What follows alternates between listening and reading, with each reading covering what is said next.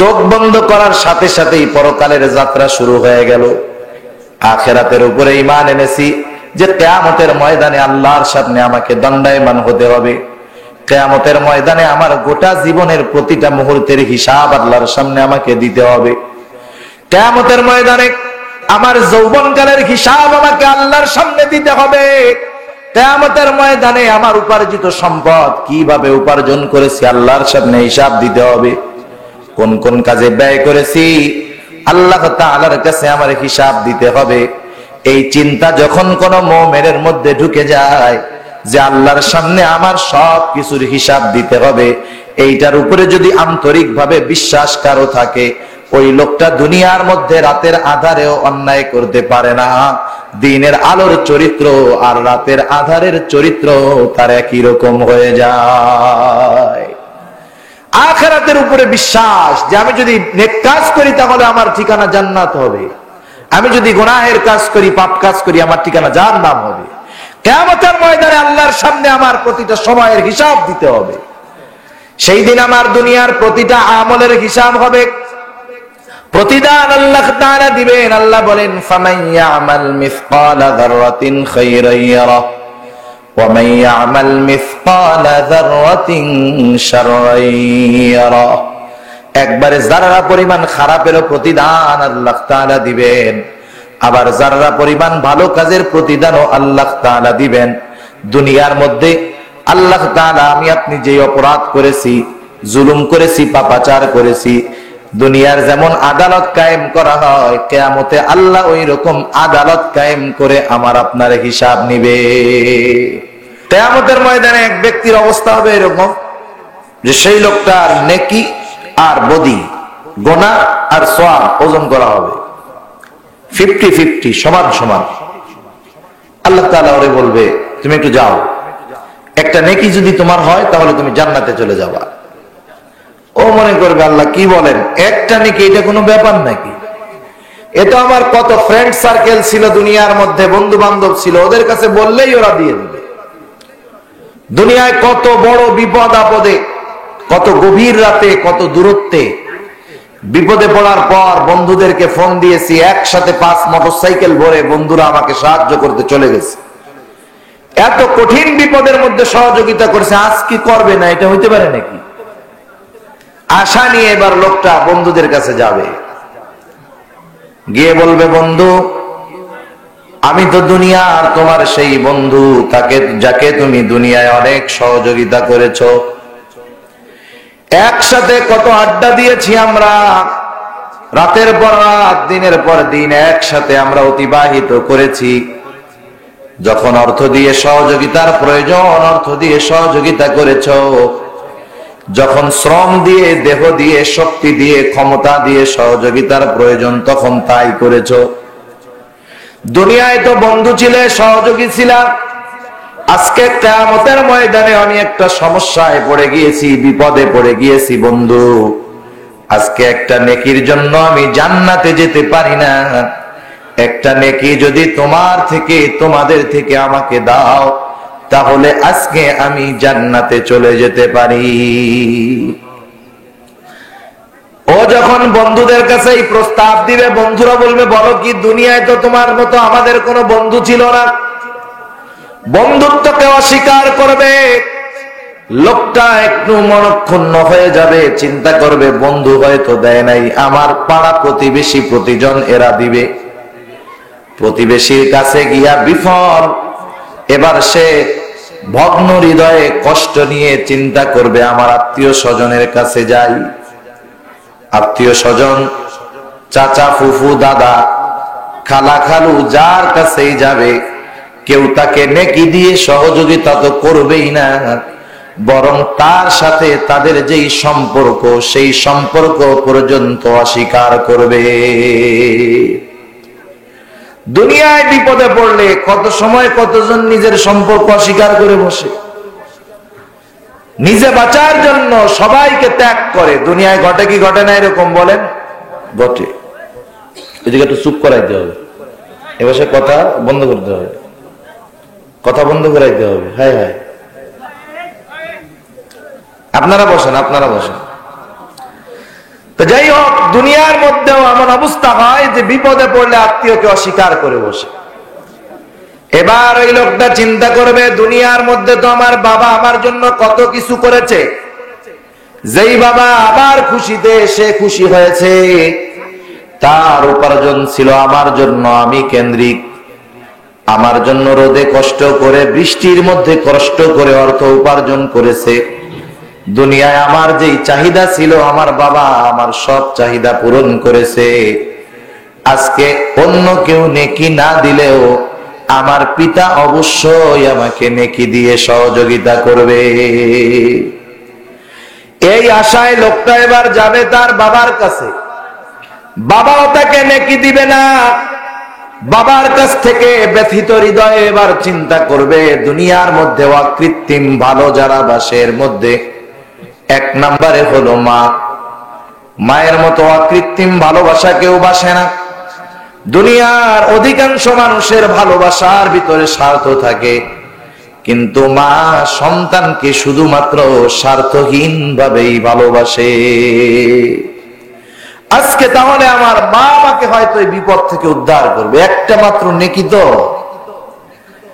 এবারও চলে যাবে মায়ের কাছে, গিয়ে বলবে, মা আমি তো তোমার সেই সন্তান, যেই সন্তানকে তুমি 10 মাস পেটে ধারণ করেছো, যেই সন্তানকে তুমি নিজ স্বার্থে মহব্বতের সাথে 2টা বছর দুধ পান করিয়েছো, কত কষ্ট তুমি আমার জন্য করেছো মা। আজকে তোমার সেই কলিজার টুকরা সন্তান একটা নেকির জন্য জান্নাতে যেতে পারে না, একটা নেকি দিয়া সহযোগিতা করো। মা তার সন্তানকে অস্বীকার করবে, বলে বলো কি, দুনিয়া আমার কোনো সন্তানই ছিল না। কিয়ামতে একজন আরেকজনের থেকে পালাবে। আল্লাহ তাআলা সেই কথাই কোরআনুল কারীমের মধ্যে জানায় দেন। আল্লাহ বলেন, ইয়াউমা ইয়াফিরুল মারউ মিন আখিহি ওয়া উম্মিহি ওয়া আবিহি ওয়া সাহিবাতিহি ওয়া বানিহি লিকুল্লি ইমরিইম মিনহুম ইয়াউমাইযিন শাআনুন ইউগনি। ভাই ভাইয়ের থেকে পালাবে, পিতার থেকে পালাবে, মায়ের থেকে পালাবে, স্ত্রী সন্তানদের থেকে পালাবে। সবাই চিন্তা করবে, দেখা হইলে না জানি আমার কাছে একটু নেকি চেয়ে বসে। সেই দিন প্রতিটা নেকির মূল্য বোঝা যাবে, কিন্তু নেকি উপার্জনের কোনো সুযোগ থাকবে না। সেজন্য সেই দিন আসার পূর্বে আমাদেরকে নেকি নামক সম্পদের মালিক হওয়ার দরকার আছে না নাই? আল্লাহ তাআলা আমাদের সবাইকে নেককার হিসাবে কবুল করুক, সকলে বলি আমিন। নেক কাজ যদি করি, ভালো কাজ যদি করি, এই ভালো কাজ গ্রান্টেড হওয়ার জন্য কিছু বিষয়ের প্রয়োজন আছে। ভালো কাজ যদি আল্লাহ তাআলার কাছে কবুল হতে হয়, তাহলে তার ঈমানের প্রয়োজন। কিসের প্রয়োজন? ঈমানের প্রয়োজন। ঈমান ছাড়া আল্লাহ তাআলার কাছে ভালো কাজ পরকালে গ্রহণযোগ্য হবে না। দুনিয়ার মধ্যে কাফেররা ভালো কাজ করে, আল্লাহ তাআলা দুনিয়ায় কাফেরদের ভালো কাজের প্রতিদান দিয়ে দেন। কিন্তু যারা মুমিন, তাদের সব ভালো কাজের প্রতিদান আল্লাহ তাআলা দুনিয়ায় দেন না। কারণ দুনিয়া তো তাদের আসল না, তাদের আসল হলো পরকাল। ঠিক কিনা বলেন? দুনিয়ায় তার প্রয়োজনের চাইতে আখিরাতে প্রয়োজন বেশি হবে। অনেক সময় দুনিয়ার মধ্যে বিপদে পড়ার পরে আমরা আল্লাহ তাআলার কাছে দোয়া করি, যখন দেখি যে দোয়া কবুল হয় না, আল্লাহর কাছে চাইলাম, ও আল্লাহ আমাকে একটা ছেলে দিও, আল্লাহ দিছে 4টা মেয়ে, দুঃখে বাঁচে না। আল্লাহর কাছে বলে, আল্লাহ অভাব দিও না, আল্লাহ দিছে অভাব। আল্লাহর কাছে বলে, আল্লাহ রোগ দিও না, আল্লাহ দিয়েছে রোগ। আল্লাহর কাছে আমরা বলি, আল্লাহ বিপদ দিও না, আল্লাহ মাঝে মধ্যে খালি বিপদ দেয়। আমরা হয়তো হতাশাগ্রস্ত হয়ে যাই যে আল্লাহ আমাদের দোয়া কবুল করেন না। বিষয়টা এমন নয়। কোন মানুষ যদি পদ্ধতি ঠিক রেখে দোয়া করে, তার প্রতিটা দোয়া আল্লাহর কাছে কবুল হয়। ওই দোয়ার প্রতিদানটা আল্লাহ হয়তো দুনিয়ায় দেয় না, হয় পরকালের জন্য আল্লাহ রেখে দেয়। যদি দোয়া সঠিক নিয়মে করা হয়, হারাম খাইয়ে দোয়া করলে কবুল হবে না। হারাম খেয়ে দোয়া করলে কবুল হবে না। মা বাবার নাফরমানি করে, বান্দার হক নষ্ট করে, এরকম যারা বড় বড় পাপের মধ্যে লিপ্ত, এদের দোয়াগুলা কবুল হবে না। মদখোর, এর দোয়া কবুল হবে না। সুদখোর, এর দোয়া কবুল হবে না। সব সিস্টেম ঠিক রাখার পরে যখন দোয়া করা হয়, সেই দোয়াটা আল্লাহ তাআলা কবুল করেন। ওই দোয়ার বিনিময় হয়তো দুনিয়ায় দেন, না হয় বিলম্বিত করে পরকালে দেন। এই জন্য কিয়ামতের ময়দানে অনেক মানুষ দেখবে, যখন তাদের সামনে তাদের নেকা, তাদের আমল নামাকে উপস্থিত করা হবে, আমল নামাকে হাজির করা হবে, আমল নামার মধ্যে তারা দেখতে পারবে এমনও কিছু নেকি তারা আমল নামার মধ্যে লেখা, কিন্তু দুনিয়ার মধ্যে ওই নেকি পাওয়ার মতো কোনো কাজ সে করে নাই। সে তখন আল্লাহ তাআলার কাছে জিজ্ঞাসা করবে, আল্লাহ, এই যে নেকি গুলা আপনি দিলেন, এগুলা তো আমি করি নাই, ভালো কাজগুলা দুনিয়ায় করি নাই। আল্লাহ তাআলা তখন বলবে, বান্দা, তুমি আমার কাছে অনেক দোয়া করেছো, আমি তোমার দোয়ার কিছু জিনিস দুনিয়ায় দিয়েছি, আর কিছু জিনিস আখিরাতের জন্য আমি রেখে দিয়েছি। এগুলা হলো সেই দোয়ার প্রতিফল। তখন বলবে, আল্লাহ, আপনি তাহলে দুনিয়ায় যেগুলা দিছিলেন এগুলা কেন দিছেন? ওইগুলা সব আখিরাতেই দিতেন, তাইলে ভালো হতো। আর এখন যখন দোয়া করি, যখন নগদ নগদ পাই না, তখন কি করি? এত দোয়া করি, কাম কাজ হয় না। বলে কি বলে না? আছেন না এমন মানুষ? আসেনি? সেজন্য দোয়া আল্লাহ তাআলা কবুল করেন যদি পদ্ধতি অনুযায়ী হয়। কিয়ামতের ময়দানে ওই দোয়ার প্রতিদান আল্লাহ তাআলা আমাদেরকে দিবেন। যে কথার থেকে গেলাম, যে আমার নেক আমল, এটা যদি আল্লাহ তাআলার কাছে গ্রান্টেড করাতে হয়, গ্রহণযোগ্য করাতে হয়, ঈমানের দরকার। কিসের দরকার বলেন? ঈমানের দরকার। রাসূলুল্লাহ সাল্লাল্লাহু আলাইহি ওয়াসাল্লামের সাহাবী হযরত ওমর রাদিয়াল্লাহু তাআলা আনহু, তিনি বলতেছেন, একদিন আমরা রাসূলুল্লাহ সাল্লাল্লাহু আলাইহি ওয়াসাল্লামের দরবারে আমরা উপস্থিত আছি। হঠাৎ দেখতে পেলাম একটা অপরিচিত লোক আল্লাহর রাসূল সাল্লাল্লাহু আলাইহি ওয়াসাল্লামের কাছে হাজির হলেন। কিন্তু এই লোকটাকে আগে পরে আমরা কেউ দেখি নাই। আশেপাশের লোক নয়, কারণ একে আমরা দেখি নাই। আবার লোকটা যদিও অপরিচিত, অনেক দূর থেকে এসেছে এমনটাও মনে হয় না, কারণ আরব দেশে একটা মানুষ 2-1 মাইল সফর করার পর তার চেহারার মধ্যে সফরের প্রভাব পাওয়া যাইত। ধুলায় মলিন হয়ে যেত, চুলগুলা উস্কো খুস্কো হয়ে যাইত। কিন্তু এই লোকটার চেহারার মধ্যে সফরের কোনো প্রভাব দেখা যায় না। তার চুলগুলা পরিপাটি, পোশাকগুলা খুব পরিচ্ছন্ন। এই লোকটা রাসূলুল্লাহ সাল্লাল্লাহু আলাইহি ওয়াসাল্লামের কাছে গিয়া বসলো।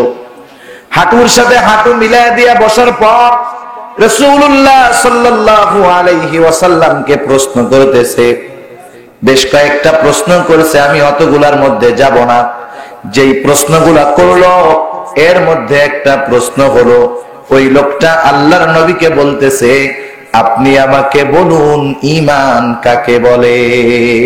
ঈমান কি জিনিস? রাসূলুল্লাহ সাল্লাল্লাহু আলাইহি ওয়াসাল্লাম জবাব দিলেন, ঈমান হলো আল্লাহ তাআলার প্রতি বিশ্বাস স্থাপন করা। যেমন ছোটবেলায় আমরা মক্তবে পড়েছি, যখন মক্তবের পড়াগুলা শেষ হতো, ছুটি দেওয়ার পূর্বে একসাথে সবাইকে বসায় আমাদেরকে কালিমাগুলা মুখস্থ করানো হতো। আমরা পড়েছি, আমানতু বিল্লাহ, আমি ঈমান এনেছি আল্লাহ তাআলার উপর, ওয়া মালাইকাতিহি, ফেরেশতাগণের উপর, ওয়া কুতুবিহি, কিতাবসমূহের উপর, ওয়া রুসুলিহি, রাসূলগণের উপর, ওয়াল ইয়াউমিল আখির, কিয়ামতের দিনের উপর, ওয়াল কদরি খাইরিহি ওয়া শাররিহি মিনাল্লাহি তাআলা, তাকদীরের ভালো মন্দ সব আল্লাহ তাআলার তরফ থেকে হয়, ওয়াল বা'সি বা'দাল মাউত, মৃত্যুর পরে পুনরুজ্জীবিত হওয়ার উপর। 7টা কথা এখানে, 7টা বাক্য, কিন্তু মূলত 6টা বাক্য হয়। এজন্য হাদিসের ভিতরে আসছে ঈমানের ভিত্তি হলো 6টা। ঈমানের ভিত্তি কয়টা? জোরে বলেন। 6টা। এই ভিত্তিগুলার কোন একটার ভিতরে যদি কোনো ত্রুটি থাকে, তাহলে তার ঈমান গ্রহণযোগ্য আল্লাহর কাছে হবে না। 1 নম্বরে আমরা ঈমান এনেছি কার উপরে? আওয়াজ দিয়া বলেন।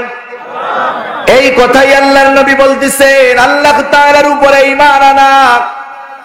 ঈমান কাকে বলা হয়? ঈমান শুধু মুখ দিয়ে বললেই হবে না যে আল্লাহ আমার রব।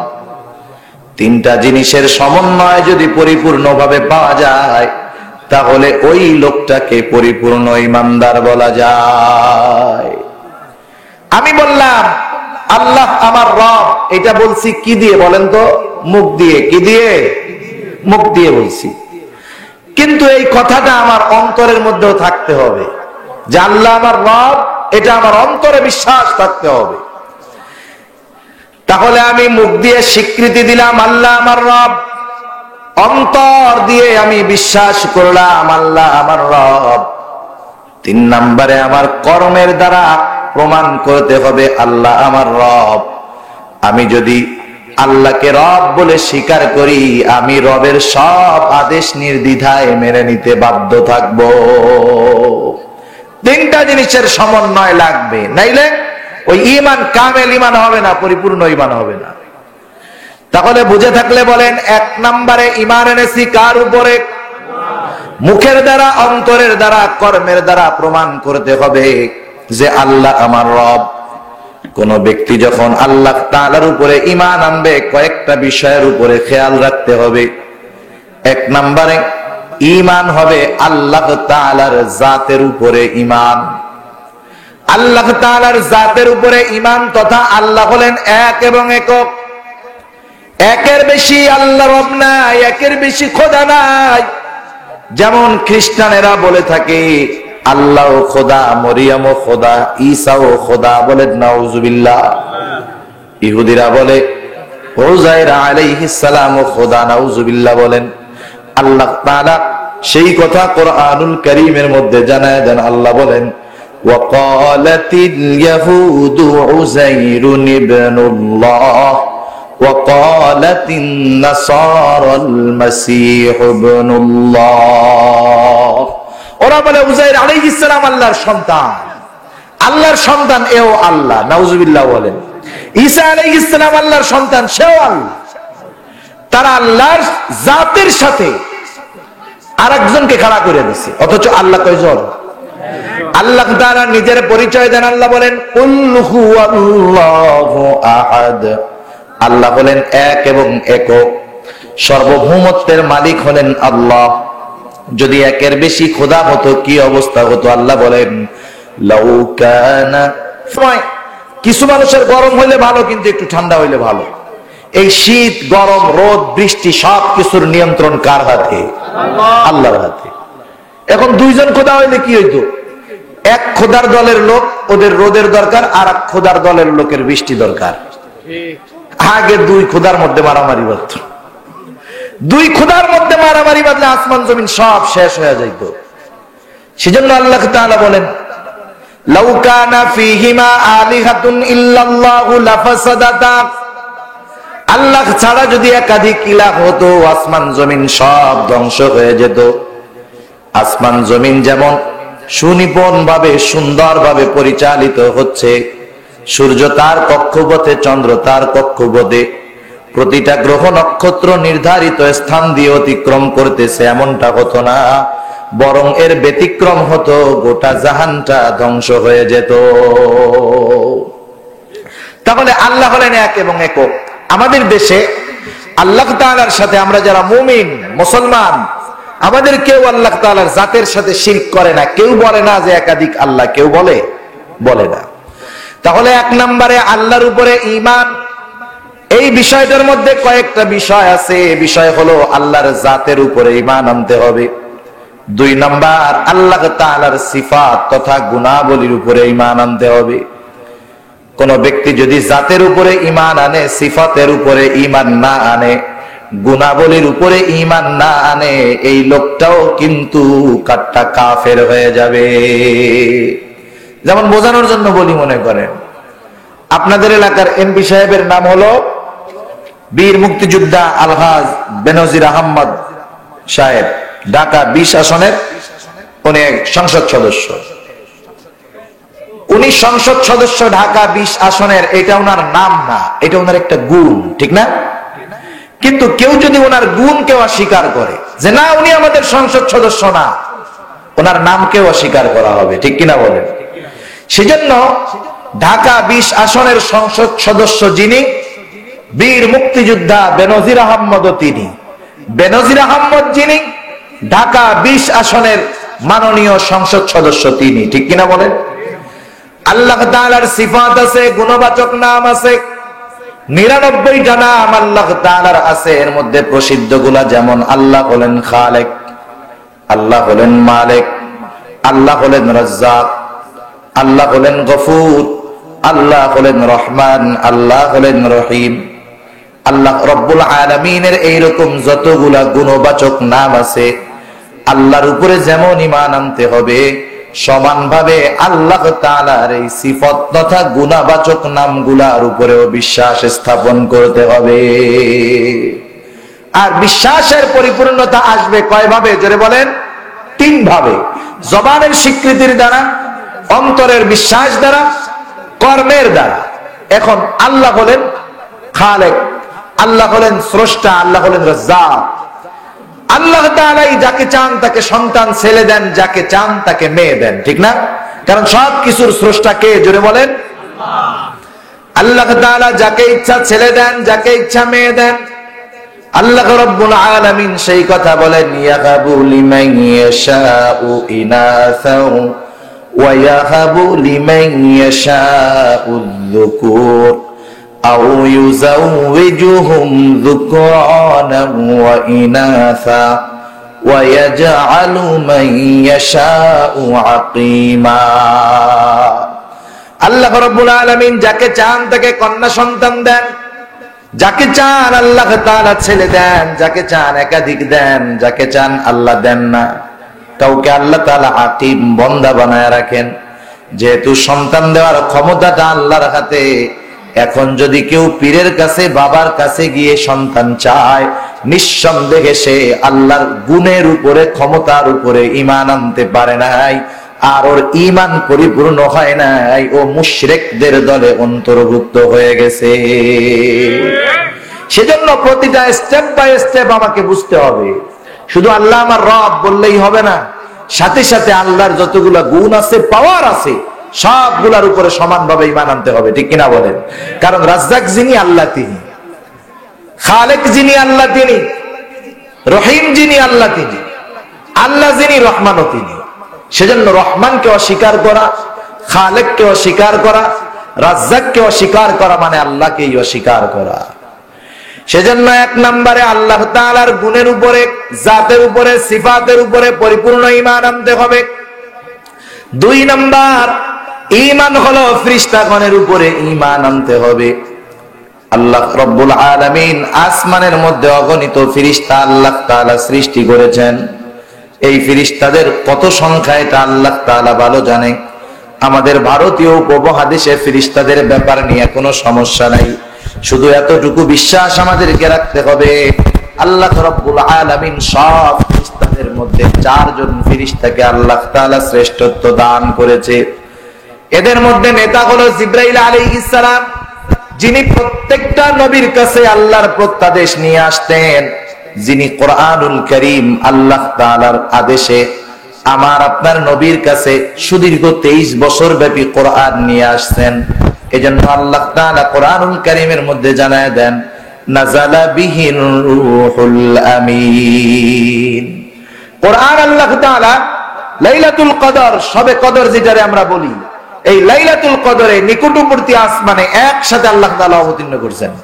এবং বাকি 23 বছর ব্যাপী যখন যেটা প্রয়োজন, জিবরাইল আলাইহিস সালাম সেটা আল্লাহর নবীর কাছে নিয়ে আসছেন। আর আল্লাহর নবী কোরআনের মাধ্যমে তার উম্মতদের মধ্যে যেই সমস্যা দেখা দিয়েছে সেটার সমাধান দিয়ে দিয়েছে। সুবহানাল্লাহ। জিবরাইল আমিন হলেন ফেরেশতাদের সরদার।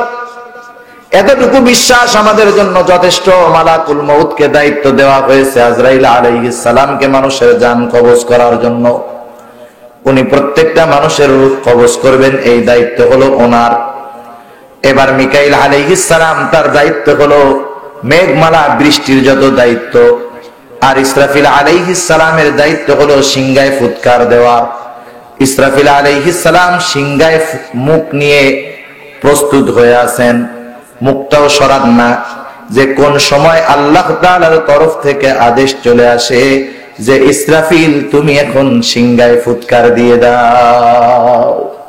আমরা তো মনে করতেছি হায়াত কতদিন, দুনিয়া কত বছর থাকবে, আর ইসরাফিল আলাইহিস সালাম উনি সিংহার মধ্যে মুখ নিয়ে রেডি, যে উনি চিন্তা করতেছেন কোন সময় আল্লাহ আদেশ করে বসে।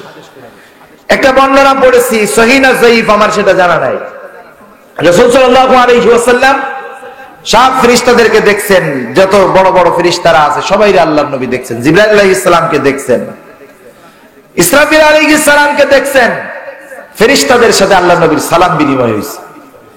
রাসূলুল্লাহ সাল্লাল্লাহু আলাইহি ওয়াসাল্লাম সালাম দিয়েছে ইসরাফিল আলাইহিস সালামকে, সিংহা মুখে নিয়ে দাঁড়িয়ে ইসরাফিল আলাইহিস সালাম তিনি সিংহা সরায় সালামের উত্তর দিতে পারেন নাই। কেন দেন নাই?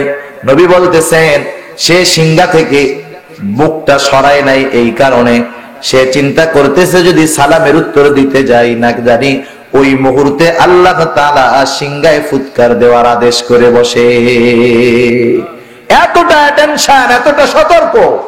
আর আমরা মনে করতেছি কতদিন বাঁচবো, দুনিয়ার পাওয়ার দরকার, ক্ষমতা দরকার, টাকা পয়সা দরকার, প্রভাব প্রতিপত্তি দরকার। আমাদের এই চিন্তাধারা, আমাদের এই ধ্যান ধারণা, এটা শয়তানেও অবাক হয়ে যায় যে এত চিন্তাধারা ওরা কেমনে করে, আল্লাহই ভালো জানে। 3 নাম্বার, ঈমান আনতে হবে কিতাব সমূহের উপর। আল্লাহ রাব্বুল আলামিন আসমান হতে যত কিতাব নাজিল করেছেন সবগুলার উপরে ঈমান আনতে হবে। 104 খানা কিতাব আল্লাহ নাজিল করেছেন, এর মধ্যে 4টি হলো বড় কিতাব। জানেন তো সেগুলোর নাম কি? তাওরাত, জাবুর, ইনজিল এবং কোরআন। 103 খানা কিতাবের উপরে ঈমান এক রকমের, কোরআনুল কারীমের উপরে ঈমান হবে আর এক রকমের। 103 খানা কিতাবকে শুধু অন্তর দিয়ে বিশ্বাস করলেই এনাফ। মুখ দিয়ে স্বীকার করলাম যেগুলো আল্লাহর কালাম, এগুলা কিতাব, এগুলো আসমানি গ্রন্থ, এতটুকু স্বীকার করলে যথেষ্ট। কিন্তু ওই 103 খানা কিতাবের উপরে আমল করবার কোনো সুযোগ নাই।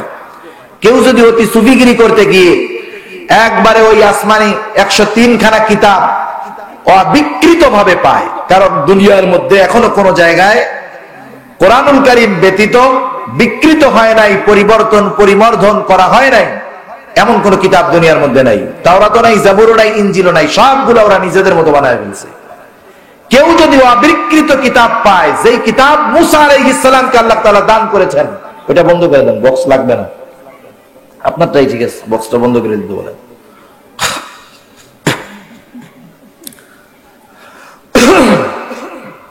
মুসা আলাইহিস সালাম যেই কিতাবটা আল্লাহ তাআলার পক্ষ থেকে পেয়েছেন, তাওরাত, ওই তাওরাতটা কেউ যদি দুনিয়ার মধ্যে পেয়ে যায় যেটা অবিকৃত, কোনো পরিবর্তন হয় নাই, বলেন তো ওই তাওরাত পাওয়া গেলে এই সময় তাওরাতের বিধিবিধানের উপরে আমল করা যাবে? তাহলে আসমানি 103 খানা কিতাবের উপরে মৌখিক এবং আন্তরিক বিশ্বাস হলেই হয়ে গেল যে এগুলো আল্লাহর কিতাব, নবীদের উপরে নাজিল হয়েছে। কিন্তু কোরআনের ব্যাপারে শুধু মৌখিক এবং আন্তরিক বিশ্বাস করলেই হবে না, কোরআনের সকল বিধিবিধানকে নিজের জীবনের সাথে আমলে পরিণত করতে হবে। তাহলে কোরআনের প্রতি বিশ্বাস পরিপূর্ণভাবে হবে। এরপরে আল্লাহ তাআলার কাছে আমাদের ঈমান যদি গ্রহণ করাতে হয়, ঈমান আনতে হবে রাসূলগণের উপর। ওয়া রুসুলিহি, আমরা বলি আমরা ঈমান এনেছি রাসূলগণের উপরে, সকল রাসূল নবী রাসূলের উপরে ঈমান একরকম, আমার আপনার নবীর উপরে ঈমান আনা আর এক রকম। আমি যদি বাকি সব নবীর ব্যাপারে এতটুকু বিশ্বাস করি তারা প্রত্যেকেই আল্লাহ তাআলার নবী, তাদের কারো কারো উপরে কিতাব নাজিল হয়েছে, এতটুকুই যথেষ্ট। কিন্তু রাসূলুল্লাহ সাল্লাল্লাহু আলাইহি ওয়াসাল্লামের উপরে যদি মুখ দিয়া আর অন্তর দিয়া এতটুকু স্বীকৃতি দেই মুহাম্মাদুর রাসূলুল্লাহ সাল্লাল্লাহু আলাইহি ওয়াসাল্লাম আল্লাহর নবী ও রাসূল, মৌখিক এবং আন্তরিক স্বীকৃতিটাই যথেষ্ট নয়, বরং আল্লাহর নবীর জীবন আদর্শ আমাদেরকে আমলে পরিণত করতে হবে। আমি যদি শুধু মুখ দিয়ে চাপা মারি আমার নবী মুহাম্মাদুর রাসূলুল্লাহ, এতটুকু নাজাতের জন্য যথেষ্ট নয়। আমার নবীর উপরে যে আমার বিশ্বাস আছে এটার প্রমাণ আমাকে দেখাতে হলে আল্লাহর নবীর সিরাত সুন্নাত, নবীর আদর্শ আমার জীবনে আনতে হবে, ঠিক কিনা বলেন? এসবগুলোর মধ্যেই সমস্যা। প্রত্যেকেই অন্তরে আর মুখ দিয়ে মানে যে আমার নবী মুহাম্মদ, কিন্তু কাজের বেলায় নাই, ঠিক কিনা বলেন?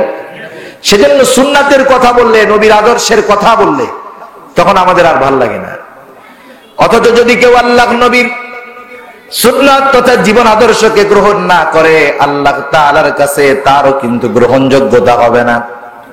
আল্লাহ রাব্বুল আলামিন সেজন্য জানায় দেন, ওয়া ইউতিইল্লাহা ওয়ার রাসূলা ফাউলাইকা মাআল্লাযীনা আন'আমা আল্লাহু মিনান নাবিয়্যিন ওয়াস-সিদ্দীকিনা ওয়াশ-শুহাদা'i ওয়াস-সালিহিন ওয়া হাসুনা উলাইকা রাফীকা। আল্লাহ রাব্বুল আলামিন বলেন যে আল্লাহ এবং তার রাসূলের আনুগত্য করবে। আল্লাহর আবার আনুগত্য কেমনে করে? আল্লাহ তাআলা আয়াতের মধ্যে জানায় দেন, মাইয়ুতি'র রাসূলা ফাকাদ আতা আল্লাহ, যে আল্লাহর রাসূলের আনুগত্য করলো সে কেমন জানি আল্লাহর আনুগত্য করলো। নবীর আনুগত্য করা মানে আল্লাহর আনুগত্য করা। নবীর কোন আদর্শ, নবীর কোন কাজ কথার বিরোধিতা করা মানে স্বয়ং আল্লাহর বিরোধিতা করা, ঠিক কিনা বলে? এরকম অনেক কথা নবী বলছেন, কিন্তু আমরা সেটারে অস্বীকার করে বসি, আছে না নাই?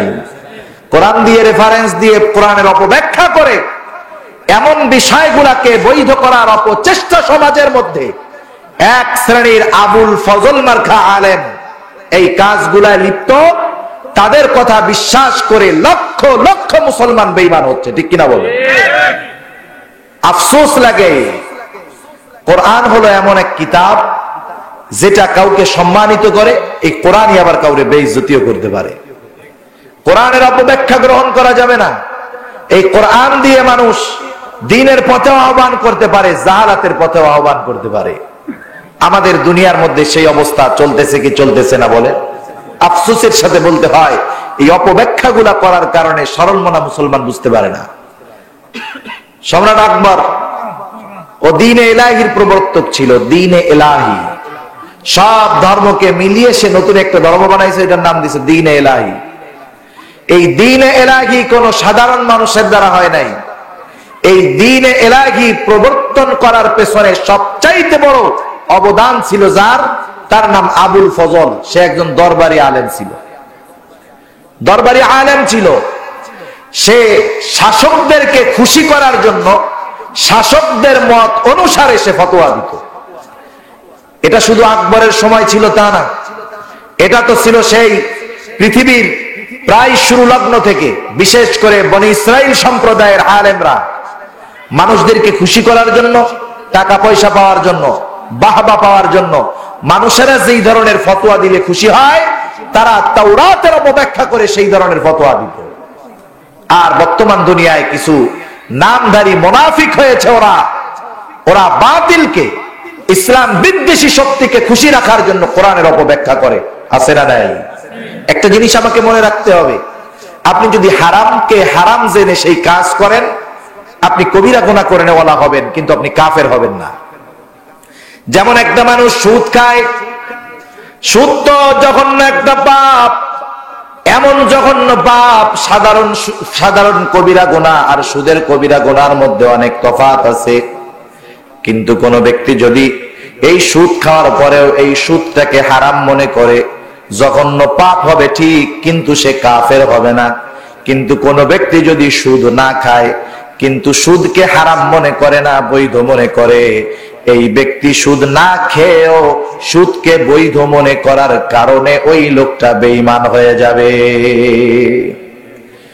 একটা মানুষ নামাজ পড়ে না এক ব্যাপার, তার মনের মধ্যে আফসোস আছে যে আমি ইমানদার, আমার নামাজ পড়ার দরকার ছিল, কিন্তু শয়তানের ধোঁকায় পড়ে নামাজ পড়তে পারি না, আফসোস আছে। হয়তো এই লোকটা নামাজ না পড়ার কারণে কবিরা গুনাহ করনেওয়ালা হলো, তার হয়তো পাপ হবে, শাস্তি হবে। কিন্তু যেই লোকটা নামাজ পড়ার পরেও এই নামাজকে তাচ্ছিল্য করে, বলে নামাজ পড়ে লাভ কি, নামাজ পড়ে কোনো লাভ নাই, কাজ হয় না, ওই বেনামাজি নামাজ না পড়ার কারণে শাস্তি পাবে, হয়তো ইমাম থাকলে জান্নাতে যাবে, কিন্তু এই নামাজি নামাজকে তাচ্ছিল্য করার কারণে ওই নামাজি বেঈমান হয়ে যাবে। সেজন্য যেটা হারাম সেটা আপনি হারাম বলেই করেন না, অসুবিধা কি? আপনি যদি হারাম কাজ করে জাহান্নামে যাইতেছেন, আমার কচু হবে? আপনার কিছু হবে? আমার লস হবে? কিন্তু আপনি একটা হারাম জিনিসকে অপব্যাখ্যার মাধ্যমে বৈধ করার অপচেষ্টা চালিয়ে সেটা কেন করবেন? এতে করে আপনি সরল মনা ইমানদারদের ইমানকে নষ্ট প্রচেষ্টা আপনারা করতেছেন। আল্লাহ তাআলা ওদের সহি বুঝ দিক, সকলে বলেন আমিন। একজন বললেন সম্মানিত ব্যক্তি, না বললেই নয়, ইমানি দায়িত্ব। একজন সম্মানিত ব্যক্তি আমাদের দেশের, উনি ইমামদেরকে উদ্দেশ্য করে বলতেছেন, আপনারা মসজিদের মেম্বারে মেম্বারে বলে দিবেন যে ভাস্কর্য সব হালাল। নাউজুবিল্লাহ বলেন। যে যেই দল করুক না কেন, যার মধ্যে ইমানের ন্যূনতম অনুভূতি আছে, সে কখনোই এটা স্বীকার করবে না, মানবে না যে কোনো মূর্তি হালাল হতে পারে। আল্লাহ সুবহানাহু ওয়া তাআলা পবিত্র কোরআনুল কারীমের মধ্যে মূর্তিকে হারাম ঘোষণা করেছেন, নাপাক ঘোষণা করেছেন। অথচ আফসোস, আজকে জোর করে যেই মসজিদের মেম্বারে তাওহীদের কথা হবে, সেই মসজিদের মেম্বারে আজকে এই ধরনের কথা বলার জন্য চাপ দেওয়া হয়। আবার আপনি এই কথাগুলো বলতে যাবেন, দেখবেন আবু জাহেলের দোসররা এসে আপনারে বাধা দিচ্ছে। আপনি ইমানের কথা বলতে গেলে কেন বাধা দেন? আপনার যদি সমস্যা থেকে চুপ করে বসে থাকেন না, আপনি যখনই আমাকে বাধা দিবেন, আল্লাহর কসম আমার কিছু হবে না, আপনার ইমানটা চলে যাবে। সবাই দেখতে পারবে যে দেখ, এই যে আব্দুল্লাহ ইবনে উবাইয়ের একটা রুহানি সন্তান দেখা যায়। সেজন্য আপনারা যারা আছেন, অনেকেই আছে যে আপনি হারামের প্রতিবাদ করতে পারতেছেন না, আপনি চুপ করে থাকেন। বললেন আল্লাহর কাছে, বলেন আল্লাহ, আমি তো আমার পারিপার্শ্বিকতার কারণে, বাধার কারণে সঠিক কথাটা প্রকাশ করতে পারতেছি না, কিন্তু ওলামায়ে কেরাম, দ্বীনের মুহাব্বতওয়ালা মানুষগুলা কথাগুলা বলতেছে, আল্লাহ আপনি তাদেরকে হেফাজত করেন। আপনি চুপ থাকলে অসুবিধা নাই, কিন্তু যখনই আপনি অতি তেল মারতে গিয়ে বাধা দিবেন, আল্লাহর কসম আপনার ঈমান চলে যাবে। আপনি হবেন মুনাফিক দলের লোক। আপনার চেহারার মধ্যে দাড়ি থাকতে পারে, গায়ে লম্বা জামা থাকতে পারে, টুপি থাকতে পারে, কিন্তু আপনি বেঈমান। কাজ হবে না। আপনি মারা যাওয়ার পরে সারা দুনিয়ার মানুষও যদি আপনার জানাজা পড়ে, আল্লাহর কসম আপনি বেঈমান, আপনার কবর সাথে সাথে জাহান্নামের আগুন দিয়ে ভরে হয়ে যাবে। মুনাফিকদের সর্দার আব্দুল্লাহ ইবনে উবাই মারা গেছে। মুনাফিকদের সর্দার আব্দুল্লাহ ইবনে উবাইয়ের জানাজা আমার আপনার নবী পড়াইছে। রাসূলুল্লাহ সাল্লাল্লাহু আলাইহি ওয়াসাল্লাম জানাজা পড়াইছে আব্দুল্লাহ ইবনে উবাইয়ের। আল্লাহ তাআলা আল্লাহর নবীর দোয়া কবুল করেন নাই আব্দুল্লাহ ইবনে উবাইয়ের জন্য। নিজের গায়ের জামাটা কাফন বানায় দিছে আব্দুল্লাহ ইবনে উবাইয়ের গায়ে। রাসূলুল্লাহ সাল্লাল্লাহু আলাইহি ওয়াসাল্লাম নিজের মুখের লালা আব্দুল্লাহ ইবনে উবাইয়ের মুখের মধ্যে দিয়ে দিয়েছে। রোদের মধ্যে দীর্ঘ সময় আল্লাহর কাছে মাগফিরাত কামনা করতেছে, দোয়া কবুল হয় না। জিবরাইল আমিন চলে আসতে বলে, ইয়া রাসূলুল্লাহ, আপনি যদি 70 বারও এই আব্দুল্লাহ ইবনে উবাইয়ের জন্য ক্ষমা প্রার্থনা করেন, আল্লাহ তাআলা আপনার দোয়া কবুল করবে না। আল্লাহর নবী 70 বারের অধিক ইস্তেগফার করতেন, আল্লাহ কবুল করেন নাই। সর্বশেষ আল্লাহ বলে দিয়েছেন, নবী আপনি মুনাফিকদের ব্যাপারে আমি আল্লাহর কাছে কখনো দোয়া করবেন না। যেই নবীর দোয়া কবুল হয় নাই আব্দুল্লাহ ইবনে উবাইয়ের জন্য, আব্দুল্লাহ ইবনে উবাই আল্লাহ নবীর পিছনে নামাজ পড়ছে, আব্দুল্লাহ ইবনে উবাই যাকাত দিছে, জিহাদের ময়দানে গেছে, কিন্তু মুনাফিক, তার জন্য আল্লাহর দোয়া কবুল হয় নাই। ওই ধরনের মুনাফিক দুনিয়ার মধ্যে একটা দুইটা না, সমাজে সমাজে ঘরে ঘরে হয়ে গেছে, ঠিক কিনা বল? ওইগুলার জানাজা আপনার ইমাম দিবে, আমার এলাকার ইমাম দিবে। ওইগুলার মিলাদ খাইতে আপনারাও যাবেন, আমরাও যাব। বছরে বছরে মিলাদ হবে, 40 হবে, 4 দিনা হবে। হুজুরেরা দোয়া কইরা ওরে জান্নাতের মধ্যে পৌঁছায় দিবে। যতই হুজুর দোয়া করুক, কত বেঈমান কাজ হবে বলে। সেজন্য আমার ঈমান ঠিক রাখতে হবে, আল্লাহর রাসূলের আনুগত্যের মধ্যে থাকতে হবে। আপনি হারাম করতেছেন, সেটাকে হারাম স্বীকৃতি দিয়ে করেন, গুনাহগার হবেন কিন্তু ঈমান যাবে না। কিন্তু হারামটাকে প্রতিষ্ঠিত করার জন্য যখন আপনি হালাল বলবেন, তখন কিন্তু আর আপনার ঈমান থাকবে না। যে কথার থেকে গেলাম, আমরা আল্লাহর রাসূলগণের উপরে ঈমান এনেছি। সব রাসূলের উপরে ঈমান একরকম, রাসূলুল্লাহ সাল্লাল্লাহু আলাইহি ওয়াসাল্লামের উপরে ঈমান একরকম। আপনি যদি চান, ইচ্ছা করেন এখন আপনি মুসা আলাইহিস সালাম, ঈসা আলাইহিস সালামের অনুসরণ করতে পারবেন না, কারণ আল্লাহ রব্বুল আলামিন তাদের উপরে বিশ্বাস রাখতে বলেছেন ঠিক, কিন্তু আনুগত্য অনুসরণ করতে বলেছেন মুহাম্মাদুর রাসূলুল্লাহ। সেজন্য আমাদের হতে হবে আল্লাহর রাসূলের আনুগত্য, স্বীকার করতে হবে আল্লাহর রাসূলের আনুগত্য। আর আল্লাহর রাসূলের আনুগত্য করলে আনুগত্য হবে কার? আল্লাহ তাআলা। আর যদি আল্লাহর রাসূলের আনুগত্য করে দুনিয়া থেকে মৃত্যুবরণ করা যায়, আল্লাহ রাব্বুল আলামিন জানায় দেন জান্নাতের মধ্যে তাদের অবস্থান হবে নবীদের সাথে, শহীদদের সাথে, সিদ্দিকদের সাথে, নেককারদের সাথে। তারা কত ভালো মানুষ। আল্লাহই বলেন ওয়া হাসুনা উলাইকা রফিকা, সঙ্গী হিসাবে এই মানুষগুলা কতই না উত্তম। এরপরে 5 নম্বরে আমরা বলেছি ওয়াল ইয়াউমিল আখিরি, আখিরাতের দিনের উপরে ঈমান এনেছি। চোখ বন্ধ করার সাথে সাথেই পরকালের যাত্রা শুরু হয়ে গেল। আখিরাতের উপরে ঈমান এনেছি যে কিয়ামতের ময়দানে আল্লাহর সামনে আমাকে দণ্ডায়মান হতে হবে। কিয়ামতের ময়দানে আমার গোটা জীবনের প্রতিটা মুহূর্তের হিসাব আল্লাহর সামনে আমাকে দিতে হবে। কিয়ামতের ময়দানে আমার যৌবনকালের হিসাব আমাকে আল্লাহর সামনে দিতে হবে। কিয়ামতের ময়দানে আমার উপার্জিত সম্পদ কিভাবে উপার্জন করেছি আল্লাহর সামনে হিসাব দিতে হবে। কোন কোন কাজে ব্যয় করেছি আল্লাহ তাআলার কাছে আমার হিসাব দিতে হবে। এই চিন্তা যখন কোন মুমিনের মধ্যে ঢুকে যায় যে আল্লাহর সামনে আমার সব কিছুর হিসাব দিতে হবে, এইটার উপরে যদি আন্তরিকভাবে বিশ্বাস কারো থাকে, ওই লোকটা দুনিয়ার মধ্যে রাতের আধারেও অন্যায় করতে পারে না। দিনের আলোর চরিত্র আর রাতের আধারের চরিত্র তার একই রকম হয়ে যায়। আখিরাতের উপরে বিশ্বাস যে আমি যদি নেক কাজ করি তাহলে আমার ঠিকানা জান্নাত হবে, আমি যদি গুনাহের কাজ করি, পাপ কাজ করি, আমার ঠিকানা জাহান্নাম হবে। কিয়ামতের ময়দানে আল্লাহর সামনে আমার প্রতিটা সময়ের হিসাব দিতে হবে। সেই দিন আমার দুনিয়ার প্রতিটা আমলের হিসাব হবে, প্রতিদান আল্লাহ তাআলা দিবেন। আল্লাহ বলেন ফামান ইয়ামাল মিসকালা যাররাতিন খায়রান ইয়ারাহ ওয়া মান ইয়ামাল মিসকালা যাররাতিন শাররান ইয়ারাহ। একবারে যারা পরিমাণ খারাপেরও প্রতিদান আল্লাহ তাআলা দিবেন, আবার যারা পরিমাণ ভালো কাজের প্রতিদানও আল্লাহ তাআলা দিবেন। দুনিয়ার মধ্যে আল্লাহ তাআলা আমি আপনি যে অপরাধ করেছি, জুলুম করেছি, পাপাচার করেছি, দুনিয়ার যেমন আদালত কায়েম করা হয়, কিয়ামতে আল্লাহ ওই রকম আদালত কায়েম করে আমার আপনার হিসাব নিবে। আল্লাহ রাব্বুল আলামিন বলেন وَنَضَعُ الْمَوَازِينَ الْقِسْطَ لِيَوْمِ الْقِيَامَةِ فَلَا تُظْلَمُ نَفْسٌ شَيْئًا وَإِنْ كَانَ مِثْقَالَ حَبَّةٍ مِّنْ خَرْدَلٍ أَتَيْنَا بِهَا وَكَفَى بِنَا حَاسِبِينَ।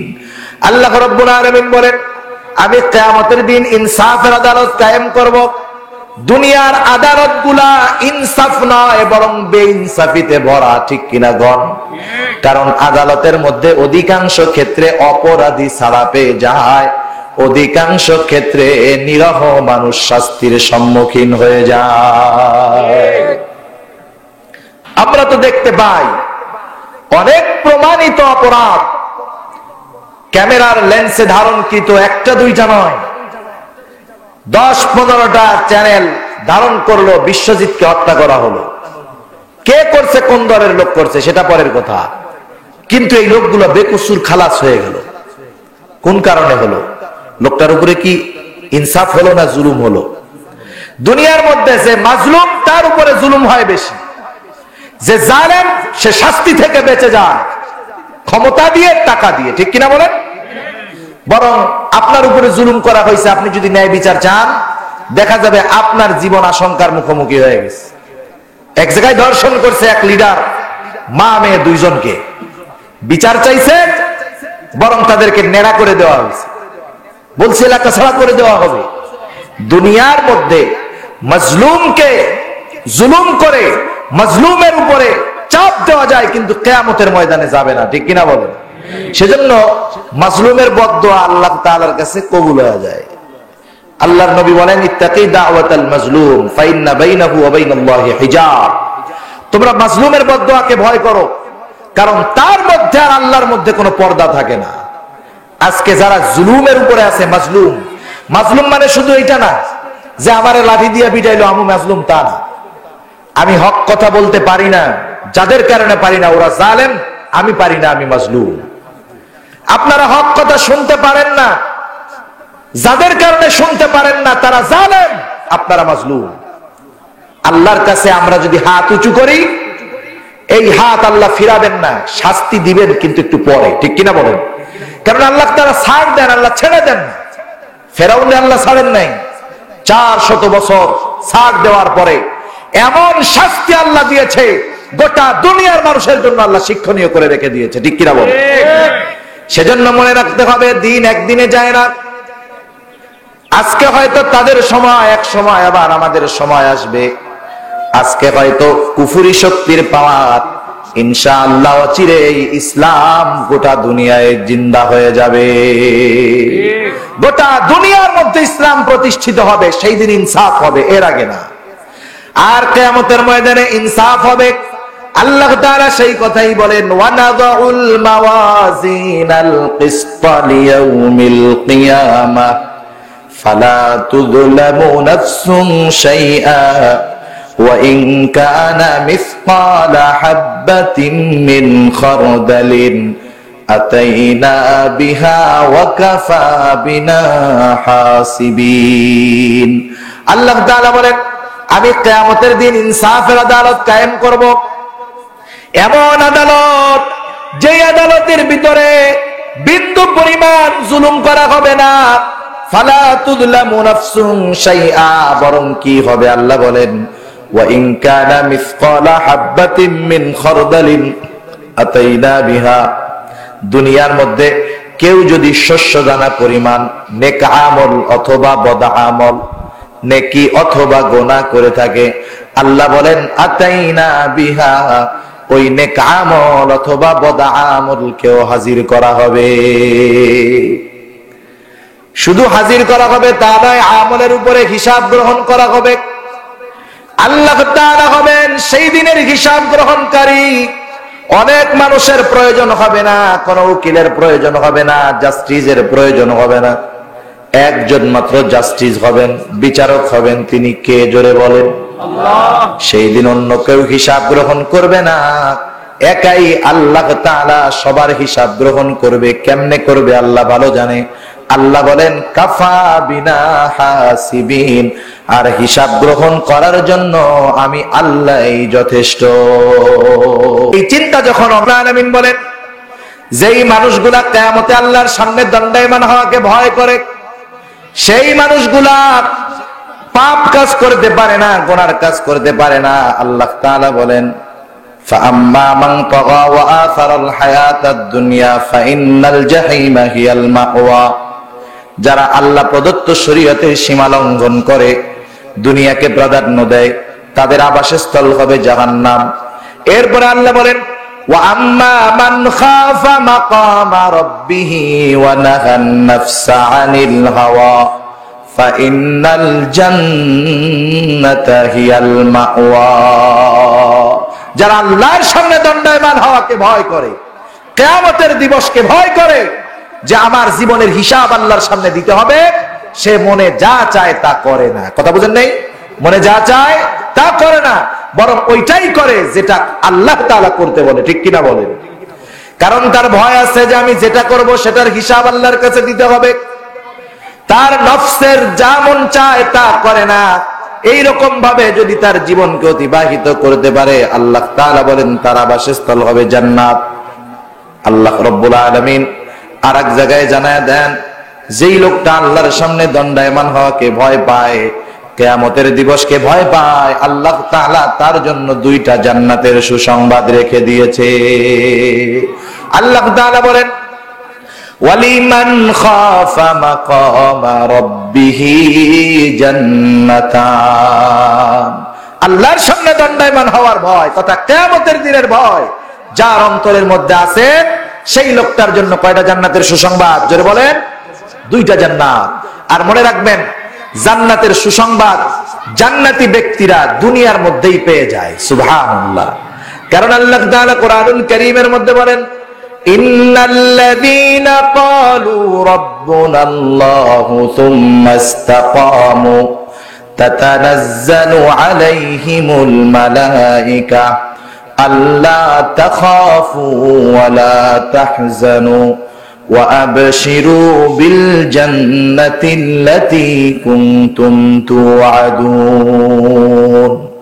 আল্লাহ তাআলা বলেন, নিশ্চয়ই যারা বলে আমাদের রব হলো আল্লাহ, সুম্মা ইসতাকামু, আল্লাহ তাআলাকে রব বলার পর রবুবিয়তের যেই দাবি, আমার রবের যেই দাবি, সেই দাবিগুলোর উপরে অটল থাকে, কর্মগুলোর উপরে অটল থাকে। আল্লাহ তাআলা যেই আদেশ করেছেন আদেশগুলা যথাযথভাবে মান্য করে, যেইগুলা নিষেধ করেছেন সেইগুলা থেকে বিরত থাকে, এইভাবে তার জীবনটাকে অতিবাহিত করতে থাকে। এই লোকটা যখন জীবনের শেষ পর্যায়ে উপস্থিত হয়ে যায়, একেবারে মরণাপন্ন অবস্থা তার হয়ে যায়। দুনিয়ার ভিতরে দুই শ্রেণীর মানুষ থাকে। এক শ্রেণীর মানুষ হলো দুনিয়াদার, আর এক শ্রেণীর লোক হলো দিনদার। যখন দুনিয়াদার বার্ধক্যে পৌঁছিয়ে যায়, দাড়িগুলো পেকে যায়, চুলগুলা পেকে যায়, শরীরের বলটা কমে যায়, শক্তি কমে যায়, এই দুনিয়াদার মানুষ ওই সময়ও তার চিন্তা থাকে দুনিয়ার চিন্তা। সে চিন্তা করে আরো কিছু জমি যদি কিনতে পারতাম সন্তানগুলার ভালো হইতো। আর যারা দিনদার, ওরা যখন চুল পেকে যায়, দাড়ি পেকে যায়, দুনিয়ার চিন্তা তারা করে না। তারা এখন চিন্তা করে কেমন করে ইমানের সাথে মৃত্যুবরণ করা যায়। ঠিক কিনা বলেন? আমার দেখা অভিজ্ঞতার থেকে বলি, যত মুরব্বীদেরকে আমি দিনদার দেখেছি, যখন বলেছি চাচা অথবা দাদা কেমন আছেন, কেমন কাটতেছে, বলে আলহামদুলিল্লাহ ভালো, সর্বশেষ দোয়া চাই জানি আল্লাহ তাআলা ইমানের সাথে দুনিয়া থেকে নেয়। দিনদার ব্যক্তির চিন্তাই থাকে এটা জানি ইমানের সাথে মরতে পারি। আর দুনিয়াদার লোকের চিন্তা থাকে যে মরার আগে জানি আরো 5টা বাড়ি বানাইতে পারি। ঠিক কিনা বলেন? দিনদার সারা জীবন গোলামি করছে কার? জোরে বলেন। আল্লাহর গোলামি করলো সারা বছর। এই লোকটার আল্লাহর কাছে একটাই চাওয়া, আয় আল্লাহ ইমানের সাথে আমার মৃত্যুটা দিও, ইমানের উপরে রাখো। এই লোকটা যখন জীবনের অন্তিম মুহূর্তে চলে যায়, শয়তানও কিন্তু খুব ভালো মতো জানে সারা জীবন যত নেক আমল করুক না কেন, মরার সময় যদি বেঈমান বানায় দুনিয়া থেকে বিদায় করানো যায়, সব নেক আমল বাতিল। এই জন্য মৃত্যুর সময় শয়তান তার সব বাহিনী নিয়ে একসাথে হাজির হয়ে যায় ওই লোকটা ঈমানটাকে হরণ করার জন্য। আর আল্লাহ তাআলা জানায় দেন, ও আমার গোলাম, তুমি সারা জিন্দেগি আমার গোলামি করলা, তোমার আমার কাছে একটা চাওয়া জানি ঈমান নিয়ে মরতে পারি।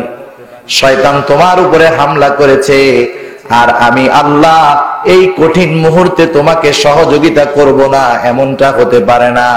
আল্লাহ বলেন, তাতানাজ্জালু আলাইহিমুল মালায়েকা, আল্লাহ তাআলা তখন তার ওই বান্দার সহযোগিতার জন্য আসমানের ফেরেশতাদের সেনাবাহিনী তার কাছে পাঠায়া দেয়। মুমিন বান্দা সে অনুভব করতে পারে যে আল্লাহ প্রদত্ত সেনাবাহিনী আমার কাছে চলে আসছে। সর্বশেষ সময় তার অন্তরের মধ্যে ভয় আর চিন্তা, চিন্তা যে ঈমান নিয়ে মরতে পারবো কিনা। ভয় হলো ঈমান ছাড়া মরলে জাহান্নাম। শুধু ফেরেশতা আসে তা নয়, তার মনের অবস্থা অনুধাবন করতে পারে। আর আয়েশা তার কাছে বলে, আল্লাহ তাখাফু ওয়া লা তাহজানু, হে আল্লাহর বান্দা তুমি ভয়ও পেও না, তুমি চিন্তাও করো না।